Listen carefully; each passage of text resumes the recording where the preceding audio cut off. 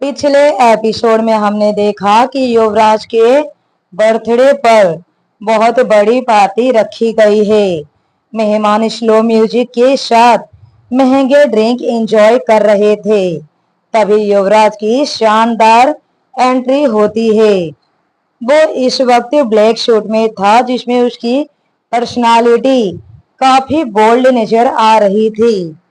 इस वक्त उसका एक हाथ पैंट की जेब में था तो दूसरे हाथ में मोबाइल लिए किसी से बातें करते हुए वो पार्टी की तरफ बढ़ रहा था।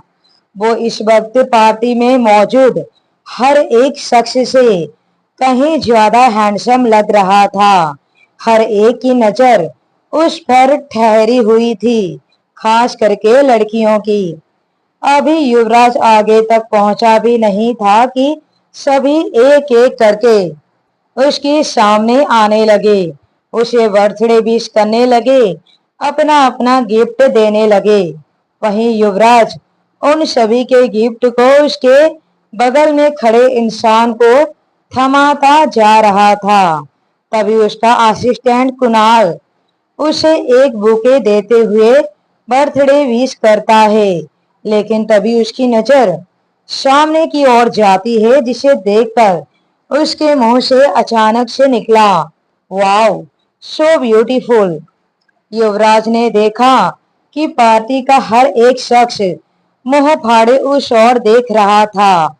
युवराज ने भी उस ओर नजर किया तो सामने से सिया एक रेड कलर की गाउन और उसी के मैचिंग के हील पहने उसी के ओर आ रही थी। उसके स्ट्रेट खुली जुल्फें उसके कमर तक आ रही थी। हल्के मेकअप के साथ वो कहर ढा रही थी। सिया को देखकर युवराज भी अपनी जगह जम गया।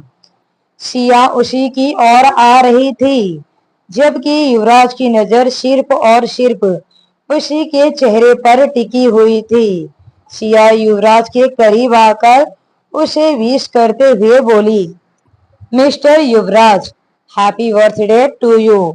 Many many happy returns of the day. जन्मदिन की बहुत बहुत शुभकामनाएं।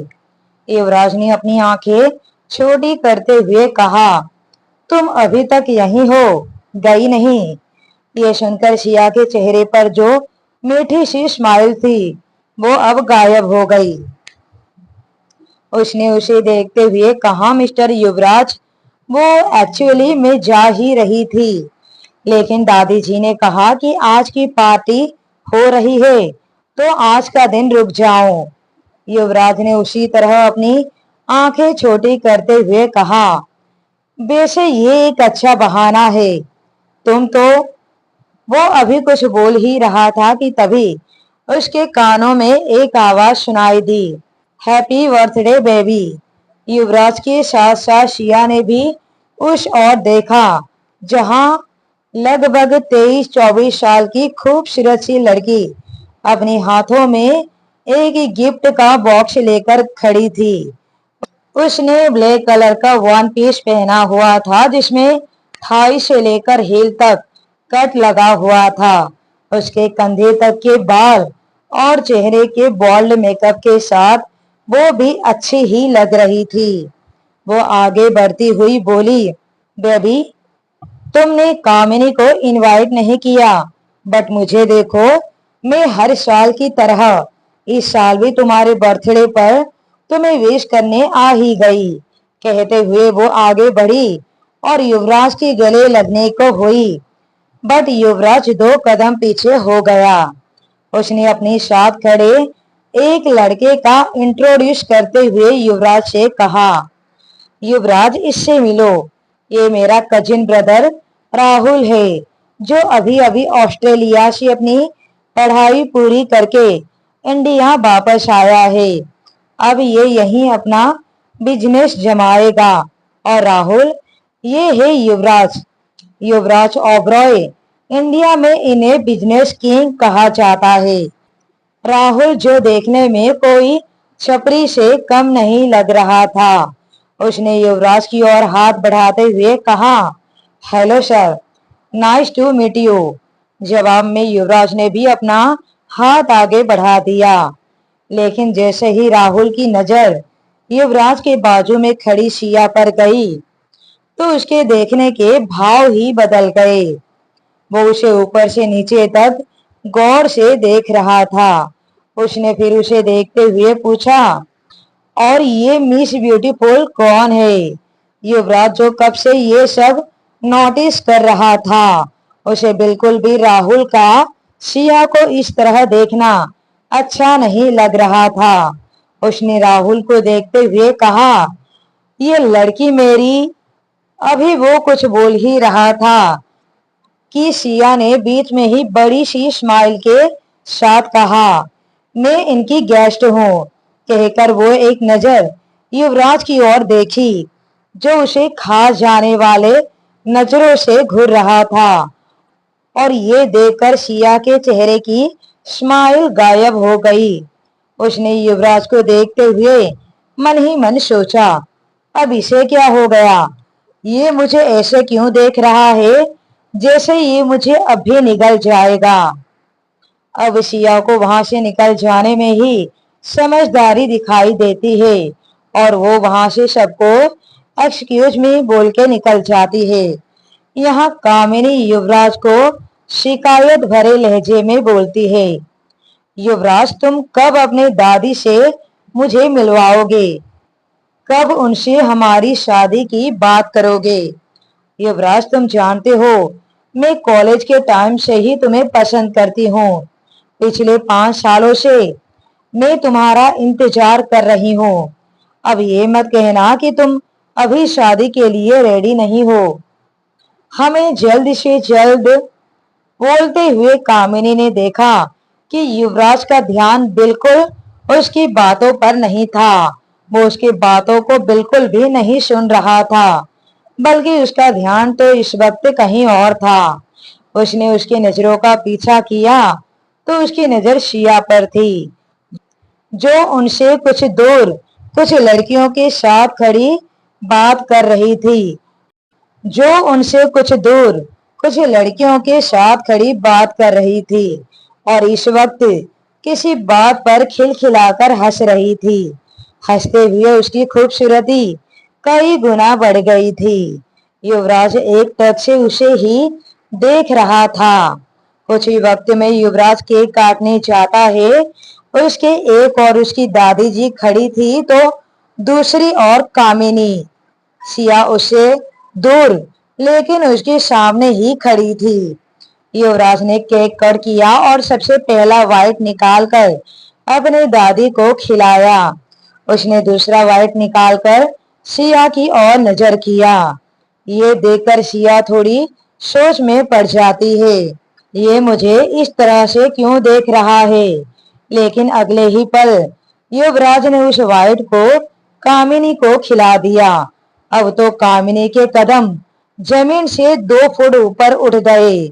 आज युवराज ने उसे अपने हाथों से केक खिलाया था, जबकि पिछले 5 सालों में कभी युवराज ने कामिनी के साथ ऐसा ट्रीट नहीं किया था। केक कट जाने के बाद कपल डांस शुरू होता है। वहां आए गेस्ट कपल में डांस करने लगते हैं। कामिनी ने एक्साइटेड होकर कहा, युवराज चलो ना, हम भी डांस करते हैं। युवराज ने अपने ड्रिंक को होठों से लगाते हुए कहा, कामिनी, यू नो मुझे इन सब में इंटरेस्ट नहीं है। तुम किसी और के साथ डांस कर सकती हो। ये सुनकर कामिनी का चेहरा उतर गया। उसने कहा, युवराज, तुम मेरे लिए इतना भी नहीं कर सकते। कामिनी ने उसे रिक्वेस्ट वाले टोन में कहा। युवराज ने बिना उसकी तरफ देखे कहा, जो चीज मुझे पसंद नहीं आती वो मैं कभी किसी के कहने पर नहीं करता। कहते हुए उसने ड्रिंक का एक और घूंट भरा। तभी उसकी नजर राहुल पर गई, जो सिया की ओर हाथ बढ़ा रहा था। ये देखकर उसकी आंखें छोटी हो गई। यहाँ राहुल ने सिया की ओर हाथ बढ़ाते हुए कहा, hey Siya, would you like to dance with me? Siya ने हकलाते हुए कहा, सॉरी बट मुझे इन सब में इंटरेस्ट नहीं है। राहुल ने एक अलग अंदाज में स्माइल करते हुए कहा, प्लीज। कहते हुए वो उसी तरह अपना हाथ सिया के आगे ही कर रखा था। सिया ने अब तंग आते हुए अपना हाथ उसके हाथ में देने के लिए बढ़ाया ही था कि उससे पहले ही किसी और ने पकड़ लिया। सिया और राहुल ने उस और नजर किया तो युवराज था। युवराज ने उसके हाथ को पकड़ा और उसे अपने साथ डांस करने के लिए ले गया। इस वक्त युवराज के चेहरे पर कोई एक्सप्रेशन नहीं थे। उसके चेहरे को देखकर कोई बता नहीं सकता कि उसके दिमाग में इस वक्त क्या चल रहा है। उसने अपने दोनों हाथ सिया के कमर पर रखे। उसके छुअन से ही सिया सिहर उठी। दोनों स्लो म्यूजिक पर डांस कर रहे थे।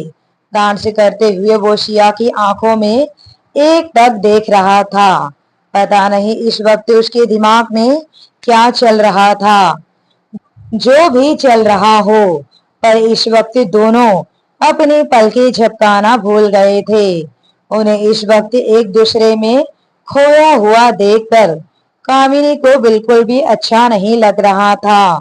उसने अपने उंगलियों को आपस में उलझा लिया था और उसके चेहरे का रंग उड़ा हुआ लग रहा था। लेकिन कोई था जो दोनों को साथ देकर बेहद खुश था, और वो है दादी जी। दादी जी दोनों को दूर से साथ देखकर दोनों की भलाइयां लेते हुए कहती है, किसी की नजर ना लगे आप दोनों को। यहाँ युवराज के हाथ धीरे धीरे कमर से ऊपर की ओर खिसक रहे थे। सिया को अब ये और ज्यादा बर्दाश्त नहीं हो रहा था। वो वहां से वापस आ जाती है। ये देखकर युवराज के चेहरे पर एक टेढ़ी स्माइल आ जाती है।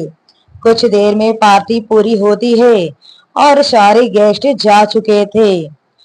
अब दादी जी, युवराज, कामिनी, राहुल और सिया हॉल रूम में बैठकर बातें कर रहे थे। काफी रात हो चुकी थी। आज रात कामिनी और राहुल ओबरॉय विला में ही रुकने का मन बना लिया था। दादी जी अपनी जगह से उठते हुए बोली, आप सभी बातें करो, हम जा रहे हैं आराम करने। दादी जी के उठते ही सिया भी उठ गई। दादी जी, मैं भी चलती हूँ आपके साथ। अभी वो 4 कदम आगे बढ़ी ही थी कि उसके हिल के लॉक खुल गए। उसके पैर मुड़े और उसके पैर में मोच आ गई। उसके मुंह से एक आह निकली। उसने झुककर अपने पैर पकड़ लिए। उससे अब चला ही नहीं जा रहा था।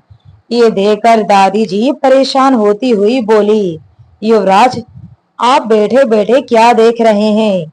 बच्ची के पैर में मोच आ गई है। अब वो बेचारी कैसे जाएगी? आप उसे कमरे तक ले जाइए।